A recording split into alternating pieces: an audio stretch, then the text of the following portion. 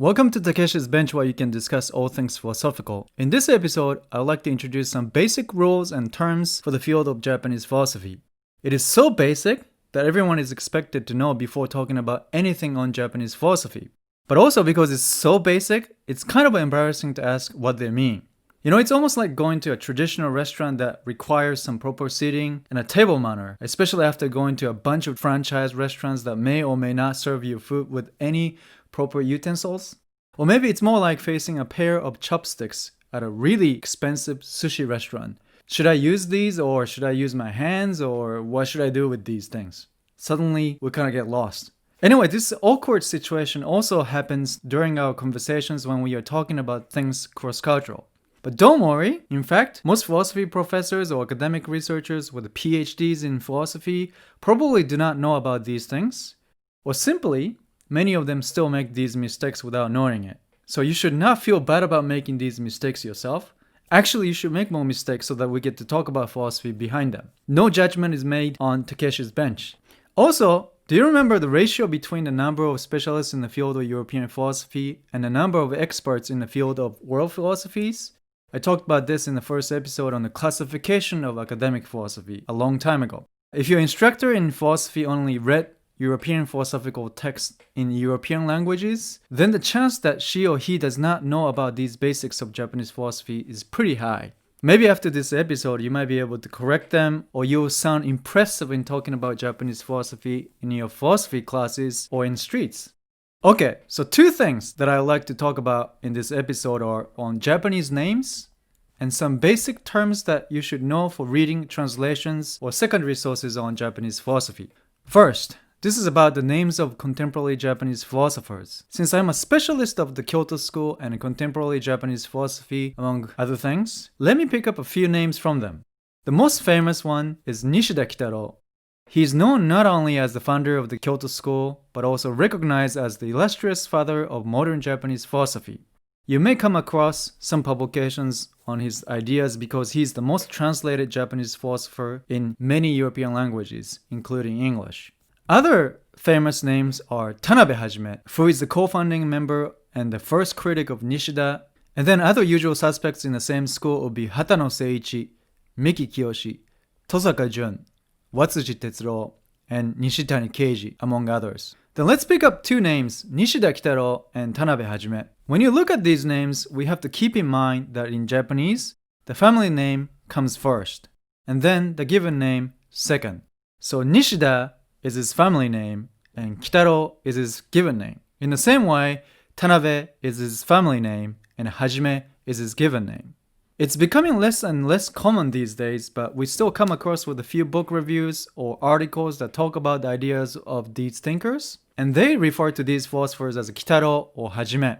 For instance, a sentence could read like, Kitaro's argument is that A points to B, or Hajime claims that B is the opposite of A, and so on and so forth. These are all bad examples that show the fact that the author does not know the basic rule of the Japanese language regarding the names.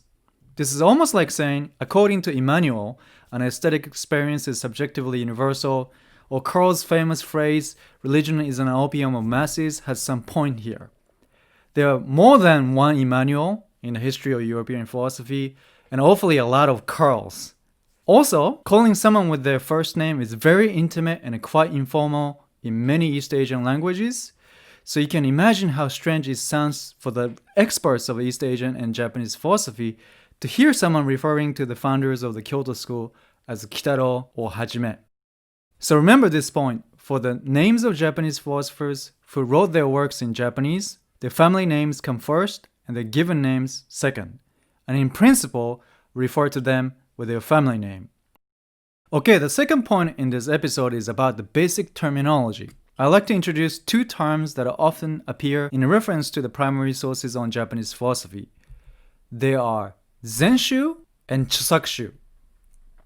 Zenshū and Chosakushū. Zenshū means the complete works. Chosakushū means the collected works. So, complete works of Izutsu Toshihiko is called Izutsu Toshihiko Zenshū. And this is how he looks. He was active between 1914 and 1993. And then the collected works of Maruyama Masao is called Maruyama Masao Chosakushū. And this is the picture of Maruyama Masao. He was also born in the same year, 1914, and he was active till 1996. These are very important thinkers from contemporary Japanese philosophy outside the Kyoto school. Now, Izutsu is a 20th century Japanese philosopher who is famous for his work on comparative and Eastern philosophy that is so advanced than what we usually talk about in our field of contemporary comparative philosophy today. What do I mean by this? He was able to work with texts written in more than 30 languages, and a very famous historian and novelist, Shibari Otaro, once called him 20 geniuses in one. I personally feel reading Izutsu is like reading several Kyoto school thinkers at the same time. I guess that's what happens when you read a thinker that talks about Islamic and East Asian philosophies along with the contemporary European philosophy in a single book or sometimes in a single essay. It's pretty intense, and it will be a while for us to be able to sufficiently translate his works into English. But he has written many texts in English too, so you should definitely check out his works. Maruyama Masao is probably much more famous and influential than Izutsu in European academia.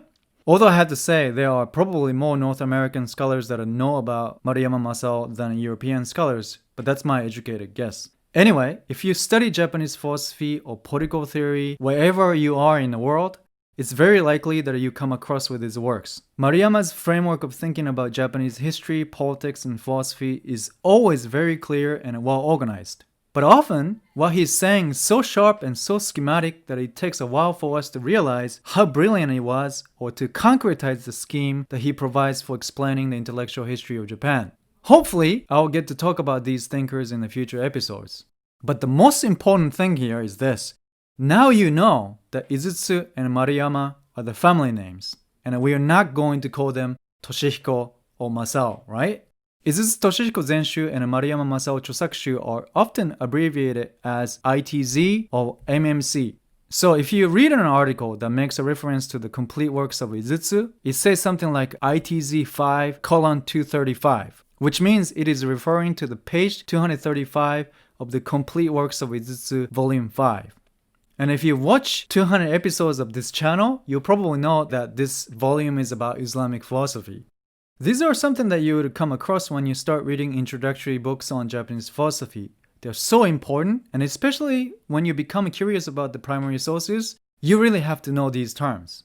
I'm sure there are a lot of terms that are just like these, and if you have any questions, do not hesitate to ask me about these basic terms or things that sound strange to you. Yes, philosophy is about knowing our ignorance, but also because of this, philosophers are really good at hiding the fact that we actually don't know what we're talking about, right? So, keep sending me questions, and we will slowly make a progress in our exploration into the field of Japanese philosophy. Okay, that's all for today. If you learned something from this video, please make sure to hit the like button. And if you're interested in all things philosophical, please subscribe to this channel, Takeshi's Bench. Thanks again for watching this video, and see you next time.